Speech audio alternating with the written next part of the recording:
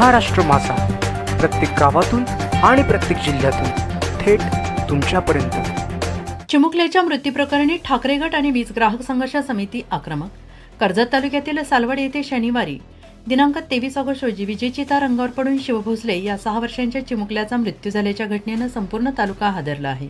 या दुर्दैवी घटनेच्या पार्श्वभूमीवर कर्जत तालुका वीज ग्राहक संघर्ष समिती आणि शिवसेना उद्धव बाळासाहेब ठाकरे गट या दोन्ही संघटनांनी सोमवारी दिनांक 25 ऑगस्ट महावितरण अधिकाऱ्यांच्या निलंबनाची जोरदार मागणी केली।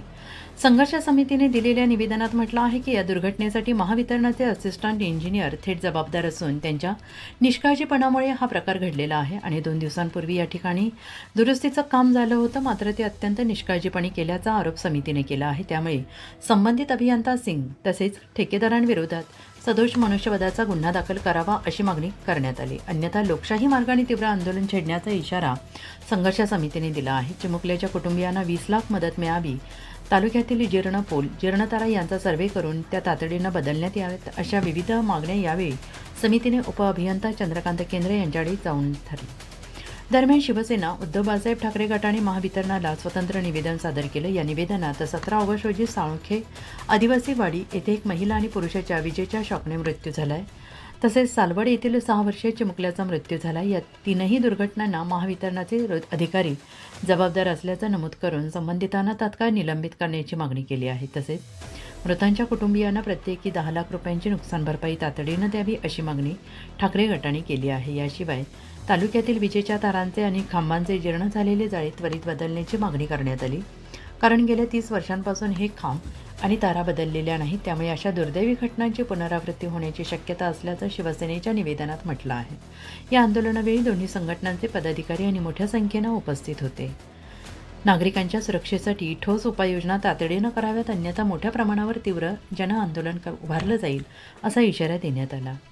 महाराष्ट्र माझासाठी जगदीश दगडे, रायगड, कर्जत।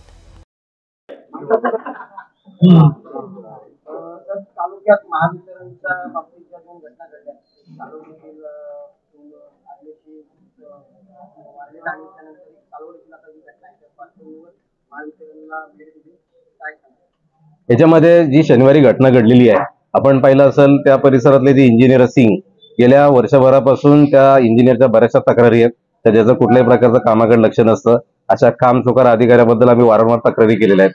आणि कर्जत तालुका वीज संघर्ष समितीने जो गेल्या वर्षी ऑगस्ट महिन्यामध्ये जे आंदोलन केलं, त्या आंदोलनामध्ये सुद्धा आपण मागणी केलेली आहे की या जीर्ण तार, पोल, व्हील, जी विजेची उपकरणे ती तातडीनं बदला।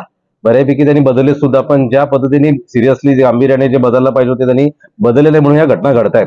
आणि विशेष करून आपण सालवड प्रकरण जर पाहिलं असेल तर ज्याच्यामध्ये 2 दिवसापूर्वी त्यांनी तिथं काम केलेलं आणि तिथंच ती तार पडून त्या मुलाचा दुर्दैवी मृत्यू झालेला आहे। या घटनेला सर्वस्वी जबाबदार तिथला इंजिनियर सिंग आहे, म्हणून या सिंगच्यावर गुन्हा दाखल केला पाहिजे आणि त्याच्यावर कारवाई म्हणून त्याचे निलंबित केलं पाहिजे। अशा प्रकारचं आम्ही इथं आज निवेदन दिलेलं आहे। त्या मुलाला 20 लाखाचा त्याला नुकसान भरपाई सुद्धा दिली पाहिजे आणि इतर सुद्धा तालुक्यातल्या ज्या घटना घडलेल्या आहेत, त्या साळोख मधल्या ज्या आदिवासी बांधव सुद्धा त्याच्यामध्ये मृत्युमुखी पडलेले आहेत, तर त्यांना सुद्धा भरपाई दिली पाहिजे। अनेक गुरं सुद्धा या सर्व विजेच्या शॉक लागून मयत झालेली आहेत, त्यांना सुद्धा महावितरणने भरपाई दिली पाहिजे। अशा अनुषंगाने आज आपण निवेदन दिलेलं आहे। या निवेदनाच्या माध्यमातून त्यांना आज आव्हान सुद्धा दिलेलं आहे, महिनाभरामध्ये तुम्ही तुमच्या खासगी एजन्सी अपॉइंट करा आणि ते अपॉइंट करून जी कामं आहेत, जी जीर्ण पोल, तारा, जे काय तुम्हाला बदलायचे बदलून घ्या। जर महिनाभरात जर तुम्ही कुठल्याही प्रकारचं काम केलं नाही तर गेल्या वर्षापेक्षा सुद्धा तीव्र स्वरूपाचं आंदोलन छेडलं जाईल, अशा प्रकारचा इशारा आज देण्यात आलेला आहे।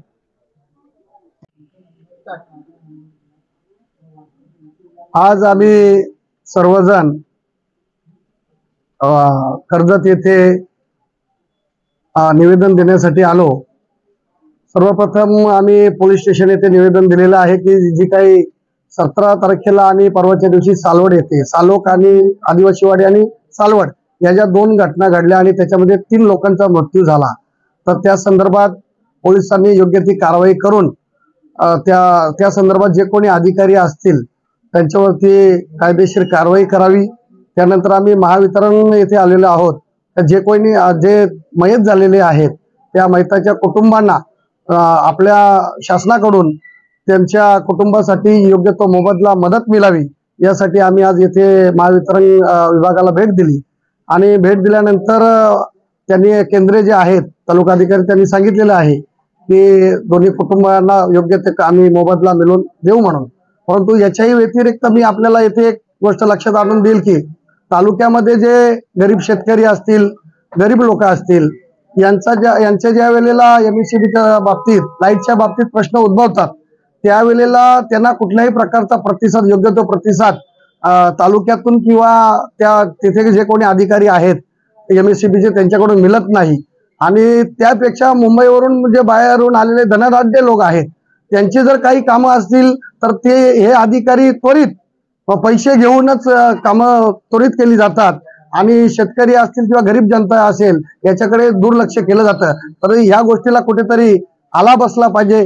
जर हे कुठेतरी थांबलं नाही तर शिवसेनेच्या पद्धतीने येणाऱ्या काळामध्ये त्या संदर्भात योग्य ते आंदोलन छेडेल आणि वेळ आली तर ऑफिस बंद करून तालुका पूर्ण बंद करण्यात येईल.